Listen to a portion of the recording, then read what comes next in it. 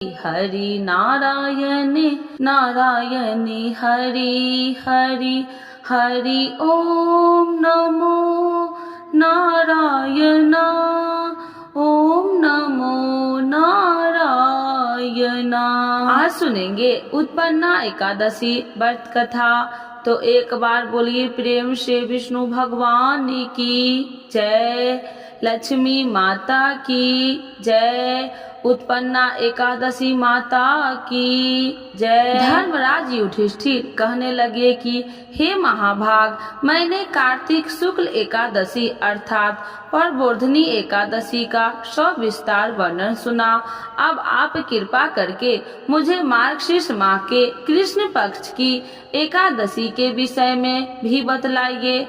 इस एकादशी का क्या नाम है तथा इसके व्रत का क्या विधान है, इसकी विधि क्या है, इसका व्रत करने से किस फल की प्राप्ति होती है, कृपया यह सब विधान पूर्वक कहिए। भगवान श्री कृष्ण बोले, मार्गशीर्ष माह के कृष्ण पक्ष में आने वाली इस एकादशी को उत्पन्ना एकादशी कहा जाता है। यह व्रत शंखोधर तीर्थ में स्नान करने की भगवान के दर्शन करने से जो फल प्राप्त होता है उसके बराबर पुण्य मिलता है। व्रत करने वाले भक्त को चोर, पाखंडी, पर स्त्री, गामनी, दिनंग, मिथ्याभाषणी तथा किसी भी प्रकार के पापी से बात नहीं करनी चाहिए। इसका महात्म्य मैं तुमसे कहता हूँ, ध्यान पूर्वक सुनो। उत्पन्ना एकादशी की कथा। युधिष्ठिर कहने लगे कि हे भगवान, अपने हजारों यज्ञ और लाख गौदान को भी एकादशी व्रत के बराबर नहीं बताया, सो यह तिथि सब तिथियों से उत्तम कैसे हुई बतलाइए। भगवान श्री कृष्ण कहने लगे कि हे युधिष्ठिर, सतयुग में मूर नामक एक दैत्य उत्पन्न हुआ। वह बड़ा बलवान और भयानक था। उस पर चंड दैत्य ने इंद्र इत्यादि वसु, वायु, अग्नि आदि सभी देवताओं को पराजित करके भगा दिया। तब इंद्र सहित सभी देवताओं ने भयभीत होकर भगवान शिव से सारा वृत्तांत कहा और बोले, हे कैलाशपति, मूर दैत्य से भयभीत होकर सब देवता मृत्यु लोक में फिर रहे हैं।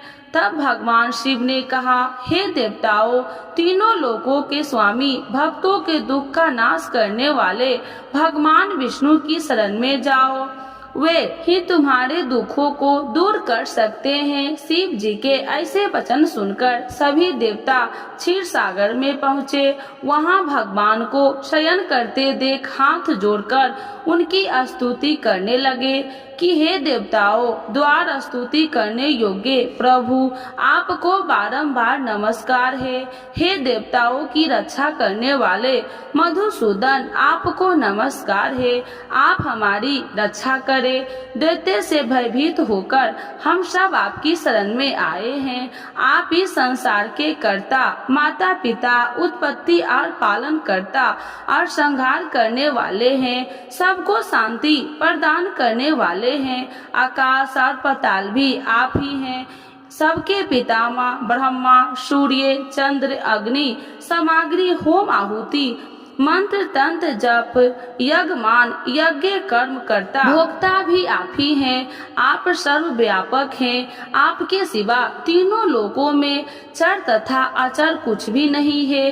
हे भगवान, दैत्यों ने हमको जीतकर स्वर्ग से भ्रष्ट कर दिया है और हम सब देवता इधर उधर भागे भागे फिर रहे हैं। आप उन दैत्यों से हम सबकी रक्षा करें। इंद्र के ऐसे वचन सुनकर भगवान विष्णु कहने लगे कि हे इंद्र, ऐसा मायावी दैत्य कौन है जिसने सब देवताओं को जीत लिया है? उसका नाम क्या है? उसने कितना बल है और किसके आश्रय में है तथा उसका स्थान कहाँ है?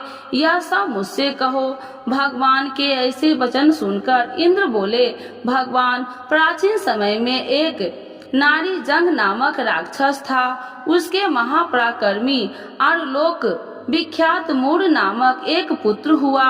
उसकी चंद्रावती नाम की नगरी है। उसी में सब देवताओं को स्वर्ग से निकालकर वहां अपना अधिकार जमा लिया है।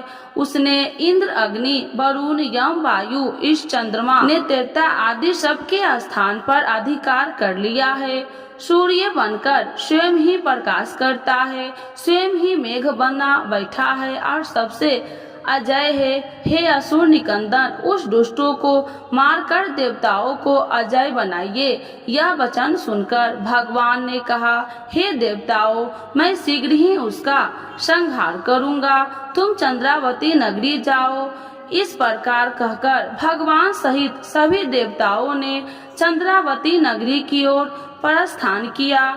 उस समय जब दैत्य मूढ़ सेना सहित युद्ध भूमि में गरज रहा था, उसकी भयानक गर्जना सुनकर सभी देवता भय से मारे चारों दिशाओं में भागने लगे। जब स्वयं भगवान रणभूमि में आए तो दैत्य उन पर भी अस्त्र शस्त्र आयुध लेकर दौड़े। भगवान ने उन्हें सर्प के समान अपने बाणों से बीध डाला। बहुत से दैत्य मारे गए, केवल मूढ़ बचा रहा। वह अविचल भाव से भगवान के साथ युद्ध करता रहा। भगवान जो भी छीन बाण चलाते वह उसके लिए पुष्प सिद्ध हो जाता। उसका शरीर छीन भिन्न हो गया, किंतु वह लगातार युद्ध करता रहा। दोनों के बीच मल्ल युद्ध भी हुआ। 10,000 वर्ष तक उनका युद्ध चलता रहा, किंतु मोर नहीं मारा। थककर भगवान बद्रिकाश्रम चले गए। वहाँ हेमावती नामक सुंदर गुफा थी। उसमें विश्राम करने के लिए भगवान उसके अंदर प्रवेश कर गए। वह गुफा 12 योजन लंबी थी और उसका एक ही द्वार था। भगवान विष्णु वहाँ योग निद्रा की गोद में सो गए। मूढ़ भी पीछे पीछे आ गया और भगवान को सोया देखकर मारने की उद्यत हुआ। तभी भगवान के शरीर से उज्जवल कांतिमय रूप वाली देवी प्रकट हुई। देवी ने राक्षस मूढ़ को लड़कार युद्ध किया और उसे तत्काल मौत के घाट उतार दिया। श्री हरि जब योग निद्रा की गोद से उठे तो वह सब बातों को जानकर उस देवी से कहा कि आपका जन्म एकादशी के दिन हुआ है, अतः आपका उत्पन्ना एकादशी के नाम से पूजित होगी। आपके भक्त वही होंगे जो मेरे भक्त हैं। तो एक बार बोलिए प्रेम से विष्णु भगवान की जय, लक्ष्मी माता की जय, उत्पन्ना एकादशी माता की जय।